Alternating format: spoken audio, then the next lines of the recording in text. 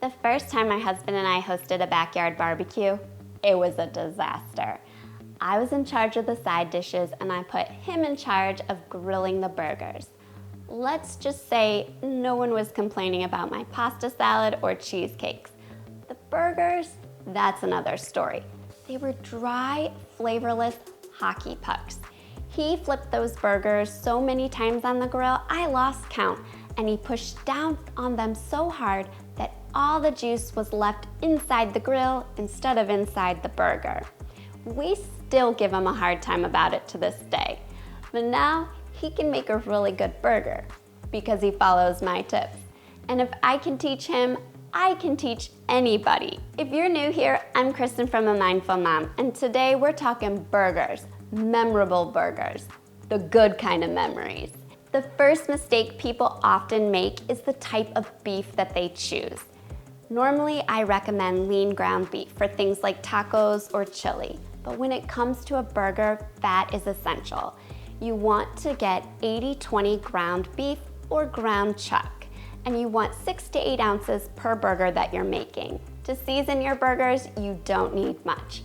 I add in 2 things that really add incredible flavor: dried onion soup mix and Worcestershire sauce. I use my homemade dried onion soup mix, which is made with a half a cup of onion flakes, 1 teaspoon of onion powder, 1 teaspoon garlic powder, half a teaspoon of celery powder, 1 teaspoon of parsley, and 1 teaspoon of salt. You can store this in your pantry for up to 6 months, and it's incredible in so many things, but really good in these burgers. Don't be tempted to mix your burgers with a fork or a spoon, as that would result in overworked meat. Instead, use your hands and lightly mix your mixture until the seasonings are just combined. Now, to shape our burgers, we want to make sure that each burger is the same size so that it cooks up evenly, and we want to make sure that they're the right size for our buns, because nothing's worse than a burger that's too small for the bottom of your bun. To make sure that each hamburger is the same size, score your meat mixture into equal sections, and then shape each section into a patty. I always shape my hamburger patties right over a bun. That way I know that I'm getting the right size.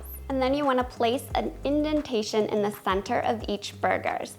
That way they cook up evenly and lie flat on your bun. Pop your patties onto a plate, wash your hands, and pop them into the fridge. We really want to cook our burgers from cold. That way the fat will render and melt slowly into our burger, keeping it juicy and flavorful. I prefer grilling my burgers, but if you don't have a grill or the weather's not cooperating, a cast iron skillet is your best friend. But to grill the burgers, we want to heat our grill to medium-high heat. Once heated, place your cold burgers onto the grill, close the grill, and walk away. Don't be tempted to babysit your burgers. We want to leave them there for 3 to 4 minutes and then return to our grill, flip the burgers, close the grill, and walk away again. Cook your burgers until they reach 5 degrees below the desired temperature. I'm gonna cook my burgers to about 155 degrees, as the USDA does recommend that ground meat is cooked to 160 degrees. If you would like your burgers medium to medium rare, you want to remove your burgers 5 degrees below the desired temperature, as they'll finish cooking when they rest. Take your burgers off the grill and place them onto a cookie sheet that's been lined with a cooling rack instead of a plate. We're gonna tent our burgers as they rest, and all that heat is trapped underneath the foil, which results in condensation that drips down onto your burgers. If you have them on a plate, all that condensation drips to the bottom of your burger, which can result in a soggy bun. So by placing them on a cookie sheet, all that liquid drips to the bottom of the cookie sheet. Are you wondering when you add the cheese? Do it now.